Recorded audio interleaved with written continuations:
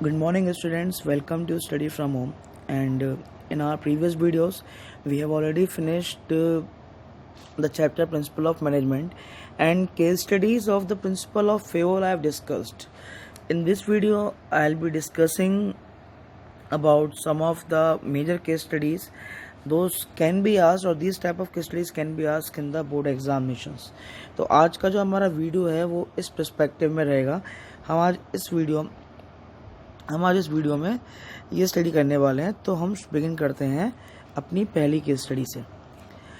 ठीक है, पहली case study the first is, एक चीज़ हमेशा ध्यान रखिएगा, जब भी आप केस स्टडी करने बैठे अपने साथ एक पेंसिल ज़रूर रखें या एक एक लाइन वर्ड टू वर्ड ध्यान दें, बिकॉज हर वर्ड इंपॉर्टेंट है when we are going to solve the case studies.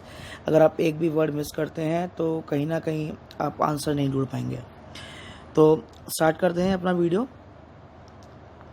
First, mister Neeraj the salesman in progress limited designed a new cost saving advertisement technique through his personal experience and suggest the same to his sales manager, but it was not appreciated by his sales manager, and he also warned him not to come with any suggestion in future.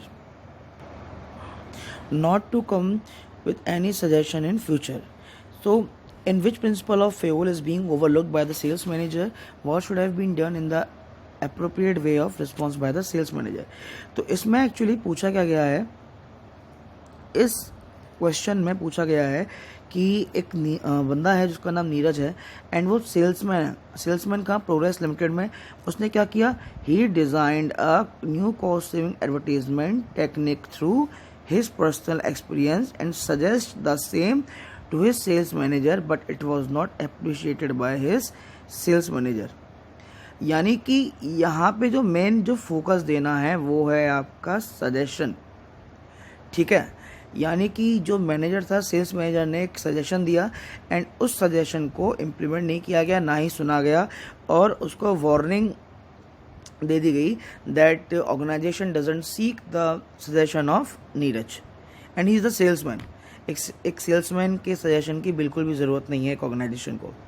तो इस case में which principle of Fayol is been overlooked, यानी कि ignore किया गया है या violet किया गया है. अब देखिए, जहाँ कहीं भी सजेशन के रिगार्डिंग कुछ आए तो वहाँ पे आपका जो प्रिंसिपल होगा वो क्या होगा?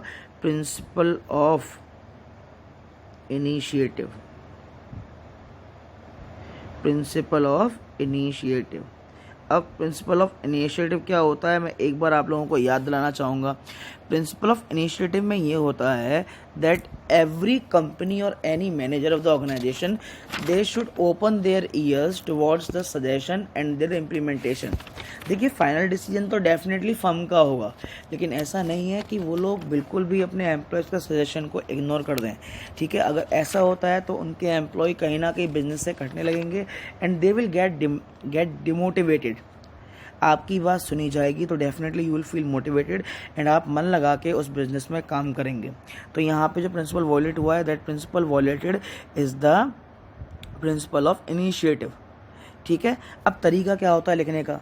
सबसे पहले आप क्या करेंगे कि यहाँ से जो लाइन है वो अंडरलाइन की, उसके बाद आप लिखेंगे principal of initiative is violated because mister Neeraj who is the salesman in progress limited, he advise something to the manager and he didn't accept that. and initiative कहता है, इनिशिएटिव टर्म का मतलब है आपका बिगिनिंग, यानी कुछ नया करना. तो हर आइडिया की रेस्पेक्ट देना हर एक ऑर्गेनाइजेशन का और मैनेजर का काम है. ठीक है, तो ये पहला हो गया आपका principal of initiative. Second case study देखते हैं. सेकंड केस स्टडी क्या कहती है? The production manager assigned a target of producing 1000 TV sets in the month of April. Misprint है. Group of 10 workers, they mutually decided to produce 100-watt sets each. Among them Vishal fall sick. The other workers refused to divide his work among themselves and concentrated only on the production of their own individual target of production. As a result, target of 1000 TV sets could not be achieved. ठीक है, तो हमें पता करना है कि इस case में जो प्रिंसिपल है वो कौन सा है। तो सबसे पहली चीज़ जो इस केस स्टडी में ध्यान रखनी है वो ये है, क्या था कि एक काम था, यानी कि जो एज अ टीम वर्क करना था, म्यूचुअली डिसाइडेड। ठीक है, अब उसमें क्या है, विशाल जो है बीमार पड़ गया, तो अदर वर्कर्स ने क्या किया, they refuse to divide his work among themselves and concentrated only on the production of their own individual target. यानी कि उन्होंने क्या है, आपस की फीलिंग्स के बारे में बिल्कुल नहीं ध्यान दिया। यानी टीम स्पिरिट नाम की जो चीज़ होती है, जब मैनेजमेंट के प्रिंसिपल्स को स्टडी करते हैं, देखिए मैनेजमेंट अकेले नहीं हो सकता, management is the team work, और इन लोगों ने टीम वर्क को बुला दिया, और टीम वर्क से एसोसिएटेड जो प्रिंसिपल होता है वो प्रिंसिपल कौन सा है, दैट प्रिंसिपल इज, यस सही समझ में आया आपको, एस्पिरेट डी कॉप्स। ये प्रिंसिपल होता है आपका टीम वर्क के लिए, एस्पिरेट डी कॉप्स। ये क्या कहता है, व्हाट डज इट स्टेट, ये आपको बेटर पता है, that management must encourage the team spirit, every employee should promote each other, there must be a spirit to support each other with whom you are working.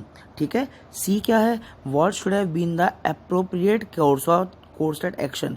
यानी होना क्या चाहिए था, होना ये चाहिए था, when Vishal fall sick, then his team members should work in a way that they should also complete the target of Vishal too, because ultimately they are working for the same organization, and if the target left, ये target अगर कोई भी अगर particular बंदा target नहीं कर पाता है तो अल्टीमेटली ये किसका नुकसान है, फर्म का नुकसान है। ठीक है, तो बाकी के 9 एम्प्लॉयज़ को क्या करना चाहिए, they should finish the target of Vishal 2, they should divide that particular target among themselves. तो ये था आपका रेगुलर कोर्स ऑफ एक्शन। तो ये थी आपकी case study 1। Next case study है आपकी थर्ड केस स्टडी, देखते हैं क्या है। Third, Rama limited was engage in the business of manufacturing auto components. Lately, its business was expanding due to increased demand for cars. The competition was also increasing. In order to keep market share intact, the company directed its workforce to work overtime. But this resulted in lot of problems. Due to increased pressure of work, the efficiency of workers declined. Sometimes subordinate had to work for more than one superiors. The workers were being undisciplined. The spirit of teamwork which had characterized the company previously had begun to wane. क्या case है, एक बार देखेंगे। एक Rama limited एक company है जो कि automobile के पार्ट्स बनाती है। ठीक है, उनका बिजनेस एक्सपेंड हो रहा था कार की डिमांड के लिए, तो उन्होंने डिमांड के लिए क्या किया, मार्केट कंडीशन की अपनी डिमांड पूरी करने के लिए वर्कर्स को बोला ओवरटाइम करने के लिए। ठीक है, इससे क्या हुआ, वर्कर आपके प्रेशर में आ गए, और जो ऑर्डिनेट्स थे यानी कि जो वर्कर्स थे उनको बहुत सारे बॉसेस के अंडर में काम करना पड़ गया, और उसके बाद वर्कर्स इनडिसिप्लिन भी हो गए प्रेशर की वजह से, और टीम वर्क की स्पिरिट को भी भूल गए। तो क्वेश्चन क्या पूछा गया है इसमें, identify any 3 principal of management which were being violated, coating the lines from the above cases. देखिए, एक चीज़ जो पिछले चैप्टर से मैंने एक्सपीरियंस किया है कि आप लोग इस तरह के क्वेश्चन को समझने में दिक्कत करते हैं कि सर कोटिंग द लाइंस वाले को हम कैसे सॉल्व करें। देखिए, मैं आपको पहले ही बता देता हूँ ये कि इसमें कोई रॉकेट साइंस नहीं है, जैसे सिंपल ही है। ठीक है, बस हमें उन लाइंस को ढूंढना होता है जहाँ से वो प्रिंसिपल उठाया गया है। ठीक है, मैं आपको दिखाता हूँ। सबसे पहले क्या है, कोटिंग द लाइन। सबसे पहले आपको वो लाइन निकालनी है जहाँ से जो प्रिंसिपल निकल के आ रहा है। ठीक है, अब सबसे पहला प्रिंसिपल जो लाइन में उठाऊंगा, that due to increased pressure of work, the efficiency of worker declined, and sometimes the subordinates had to work for more than one superiors. जब कोई भी वर्कर एक से ज़्यादा बॉसेस के अंडर में काम करता है तो इससे क्या होता है, जो कमांडिंग है वो डिस्टर्ब हो जाती है। तो ये जो लाइन है पहली वाली, that is the example of unity of command. ठीक है, एक ऑर्डर नहीं मिल रहा है, that is the unity of command. तो यहाँ पे मैं लिख देता हूँ सी, क्या, unity of command, that is the principle of command. ठीक है, after that the workers were becoming indiscipline. अब भैया इनडिसिप्लिन की बात आ गई तो ये क्या हो गया, प्रिंसिपल ऑफ डिसिप्लिन। तो यहाँ लिख देता हूँ मैं डी। ठीक है, वो सी हो गया, ये डी ऐसा नहीं लग रहा है, एक मिनट, वो सी हो गया, ये डी हो गया, डी। ठीक है, उसके बाद and they also forget the spirit of team work, यानी कि टीम वर्क की स्पिरिट किस में होती है, एस्पिरिट डी कॉप्स। तो यहाँ पे जो 3 प्रिंसिपल पूछे गए हैं कौन कौन से, C for what, C for principle of command, D for principle of discipline and D for principle of esprit de corps. ठीक है, इसको हम चलते हैं अपनी नेक्स्ट केस स्टडी पे।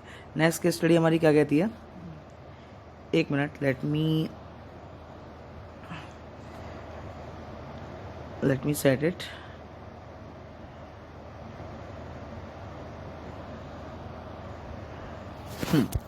नेक्स्ट केस स्टडी क्या कहती है, नेक्स्ट केस स्टडी हमारी, Puneet constructions limited had never given any importance to the suggestion of its employees. देखिए, सबसे पहली बात क्या है कि पुनीत कंस्ट्रक्शन लिमिटेड है never given any importance to suggestion of its employees.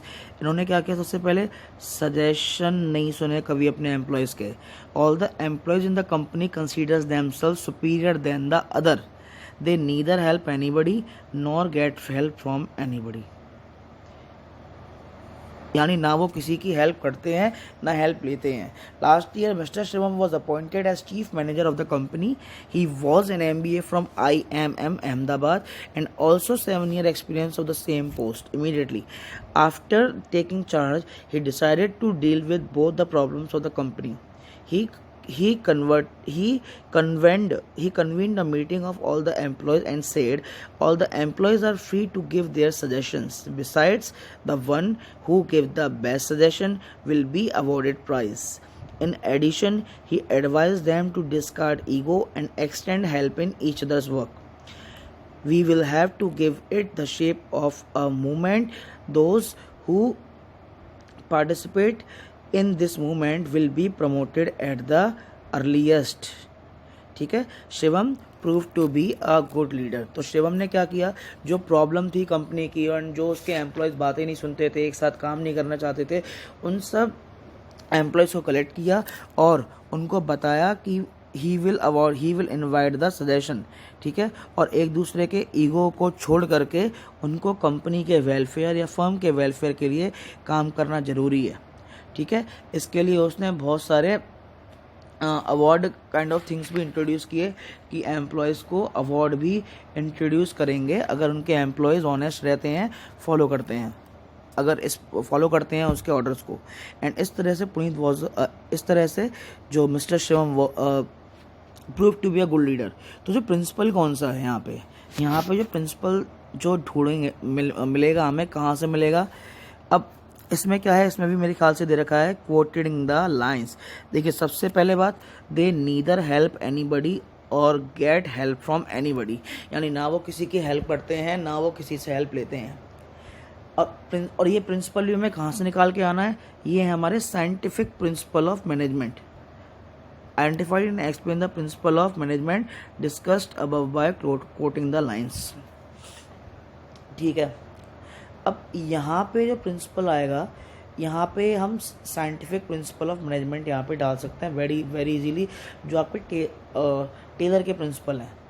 देखिए, जब तक नहीं लिख रहा हो वहाँ पे कि किसके प्रिंसिपल्स आपको डालने हैं, ठीक है, तो आपको जो ठीक लगता है अपनी समझ से आप वो प्रिंसिपल्स वहाँ पे यूज़ कर सकते हैं। एंड यहाँ पे जो प्रिंसिपल मोस्ट सूटेबल है वो है आपका Taylor's principle of cooperation not individualism. ठीक है, कॉपरेशन नॉट इंडिविजुअलिज्म क्या कहता है, यानी कि जो लोग एक साथ वर्क करते हैं they should cooperate each other. एक इंडिविजुअलिज्म की फीलिंग उनमें नहीं होनी चाहिए, एक दूसरे के साथ हेल्प करके उनको काम को आगे बढ़ाना चाहिए। ठीक है, तो ये था यहाँ पे जो प्रिंसिपल फॉलो हो रहा है इन केस स्टडी 4। इसके बाद हम चलते हैं अपनी अगली केस स्टडी पे। और अगर इस केस स्टडी में कोई भी प्रॉब्लम अगर आपको हो तो आप मुझे यूट्यूब कमेंट में या फिर मेरे व्हाट्सएप ग्रुप पे आप इजीली मुझसे क्वेरी पूछ सकते हैं किसी भी केस स्टडीज़ के रिगार्डिंग। अब देख लेते हैं हम case study number 5। New Delhi limited is actually इसमें लिख रहा है प्रिंसिपल ऑफ मैनेजमेंट, ठीक है। 5 new Delhi limited is a famous service providing company. Mr. Aman Malhotra is its managing director. He continuously motivates his research and development department that new and latest methods of doing work will be explored. The provision has also been made. देखिए यहाँ पे सबसे पहले ही मैं underline करके चलता हूँ, जो बिगनिंग में मुझे एक लाइन दी हुई है जहाँ से मुझे लग रहा है आंसर निकल के आएगा. Mister Malhotra is it's MD. He continuously motivates his research and development department that new and latest methods of doing work will be explored. यानी नए काम करने के तरीकों पे काम करना चाहिए, ठीक है. The provision has also been made to give reward to those employees who will participate in particular exploration. He also believes that two groups working on managerial and non-managerial posts are similar to two wheels of an organizational vehicle. If this is to be driven in a right way, then both the wheels should be properly aligned. That is properly, not property. Misprint है यहाँ पे. Mr. Aman is a successful leader. Among his employees, he has instilled the feeling that no decision will be taken without consulting the subordinates. To excel in this field, the main motive of Mr. Amanand, he paid lot of attention to training of employees. ठीक है. अब identify the principle of scientific management discussed above by quoting line. यहाँ पे देखिए कौन कौन से principle follow हो रहे हैं. सबसे पहले जो प्रिंसिपल फॉलो हो रहा है, he continuously motivates research and development. जहाँ पे भी रिसर्च एंड डेवलपमेंट की बात आएगी वहाँ पे आपका टेलर का पहला principle means first principle of scientific management, science not rule of thumb. सबसे पहला जो प्रिंसिपल फॉलो होगा कौन सा होगा, वो होगा science not rule of thumb. ठीक है, ये हो गया हमारा पहला प्रिंसिपल जो फॉलो हो रहा है यहाँ पे. ये क्या है, ये आपको ऑलरेडी पता है, मैंने वीडियोस में डिस्कस किया है, वीडियो में जाकर दोबारा देख सकते हैं. उसके बाद सेकंड जो है वो है the provision has also been made to give reward to those employees who will participate in a particular exploration. यानी कि जो इस तरह के मूवमेंट से पार्ट लेंगे, सपोर्ट करेंगे कंपनी को, जहाँ भी रिवॉर्ड के रिगार्डिंग कुछ आता है, there the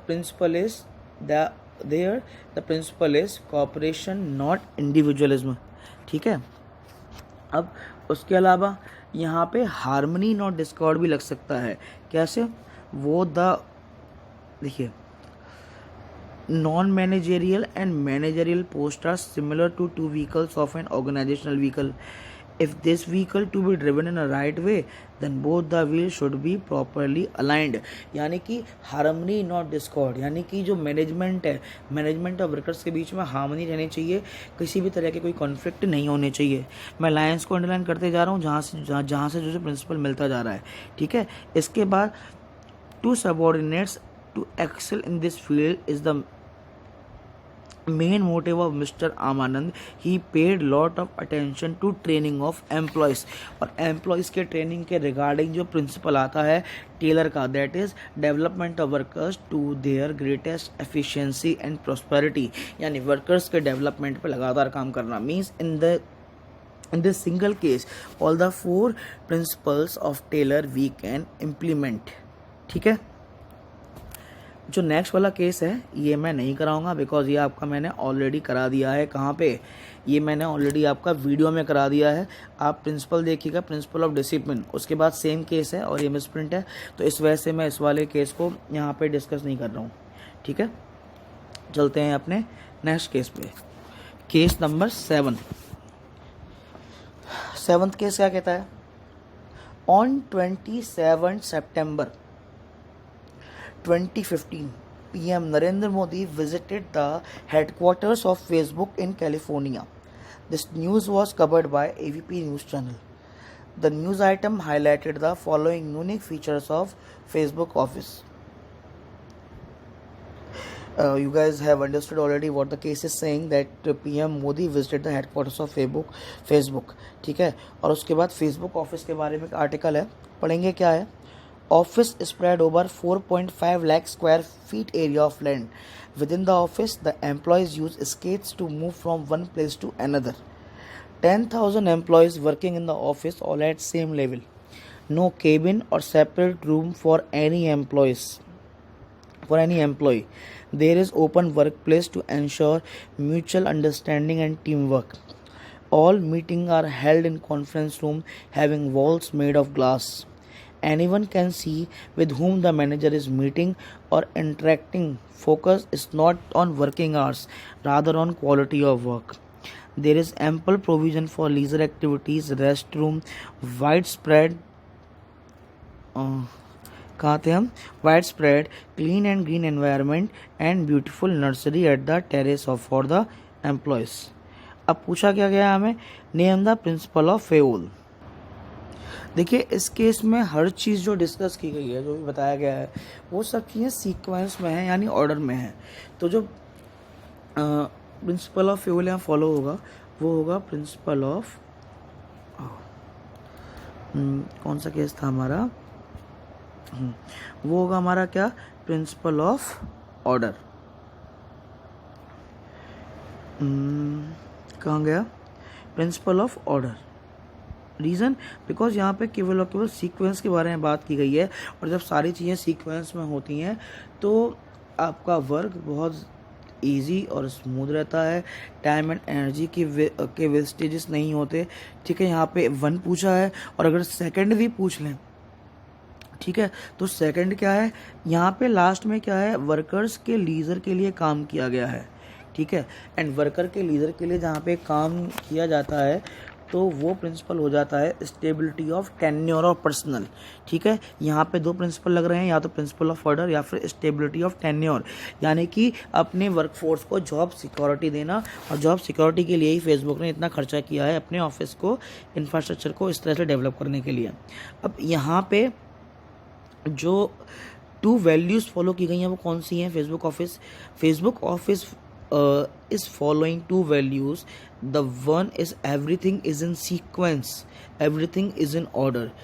There is no hustle bustle in their office. Everything is arranged in a manner that reflects the goodness of their management. And second value is the Facebook has spent a lot to provide job security to employees, as they understand that human resource is very valuable resources to them. ठीक है, ये 2 values को भी ध्यान में रखा गया है फेसबुक के ऑफिस के द्वारा. अब हम चलते हैं अपनी नेक्स्ट केस स्टडी पे. Case study 8, 9th case study भी मैं आपको नहीं बताऊंगा, ये केस स्टडी भी मैं आपको करवा चुका हूँ. ठीक है, ये केस स्टडी है आपकी एकदम एंड में, जब मैंने फेओल के प्रिंसिपल के बाद उस वीडियोज़ में मैंने जब डिस्कस किया था तो वहाँ पे मैंने एक केस स्टडी डिस्कस की है. This case study is about the dabbawalas of Mumbai. तो ये केस स्टडी मैं यहाँ पे नहीं सॉल्व करा रहा हूँ, मैं आपको कराऊंगा case study number 8. Case study number 8 and case study number 8 क्या कहती है एक बार देख लेते हैं. Arun and Sonia having same educational qualification are working as manager in Alpha Limited. Arun belongs to rural area where employment opportunities are very less, whereas Sonia belongs to urban area, ignoring many other differences between the two. Management of Alpha Limited appointed them as manager on the same salary package of ₹40,000 per month. यानी कि किसी भी तरह का biasness, किसी भी तरह की पार्शलिटी रूरल एंड अर्बनाइजेशन में दिखा बिना जो फर्म है उन्होंने इनको ऑलरेडी अपॉइंट किया है अपने बिजनेस के लिए. ठीक है, तो यहाँ जो प्रिंसिपल फॉलो हो रहा है वो कौन सा हो रहा है, देखिए इक्वलिटी की बात आ गई तो यहाँ पे जो प्रिंसिपल फॉलो हो रहा है that is the principle of equity. ठीक है, जहाँ भी इक्वलिटी की बात आती है वहाँ होता है हमारा प्रिंसिपल ऑफ इक्विटी. ठीक है। अब 2 वैल्यूज़ कौन कौन सी फॉलो की गई हैं, यानी कि अर्बन एरियाज़ को भी सपोर्ट कर रहे हैं और इक्विटी भी फॉलो कर रहे हैं। पहली value that Alpha Limited is supporting the persons from rural area, they are providing employment to rural areas employees too. And second, they have no biasness when it comes to the selection of employees. ठीक है। इसके बाद चलते हैं हम अपनी last case study पे, इसी के बाद इस वीडियो को फुल स्टॉप देंगे। लास्ट केस स्टडी बहुत इजी है। 10, Mohan always comes 1 hour late in the office and leaves half an hour before the scheduled time. No penal action is taken against him. Other employees also started coming late in the office. Management is very disturbed with this and has started scolding the employees. यानी कि मैं बिल्कुल इस case study को आगे explain नहीं करूँगा, just office में बहुत मिसमैनेजमेंट है, ठीक है। एंड जहाँ भी मिसमैनेजमेंट का मतलब होता है कि यहाँ पे जो प्रिंसिपल फॉलो होगा, that principle is the principle of discipline. You need discipline in that office. इस ऑफिस को ठीक करना है तो क्या करो, वहाँ पे डिसिप्लिन फॉलो करवाओ। डिसिप्लिन करोगे तो एम्प्लॉय टाइम पे आएगा, ना इस तरह की प्रॉब्लम होगी, ना ही स्कॉल्डिंग की नौबत आएगी। इसी के साथ हम अपने केस स्टडी के इस वीडियो को फुल स्टॉप देते हैं। एंड अगेन मैं अपील करूंगा आप सबसे, घर पे रहिए एंड गवर्नमेंट को सपोर्ट कीजिए, because the number of corona cases are increasing gradually in India, ठीक है। एंड हमारे होम डिस्ट्रिक्ट में भी अब तक 2 डेथ्स हो चुकी हैं कोरोना वायरस की वजह से, एंड 13 इन्फेक्टेंट्स हो गए हैं। तो let's pray for them and pray for their family and pray for everyone who is suffering from such diseases, and hats off to such doctors who are working in this scenario just to protect us. Thank you students, stay tuned to my video, and in the next video we are going to start new chapter business environment, ठीक है। इसी के साथ video को full stop करते हैं। Thank you.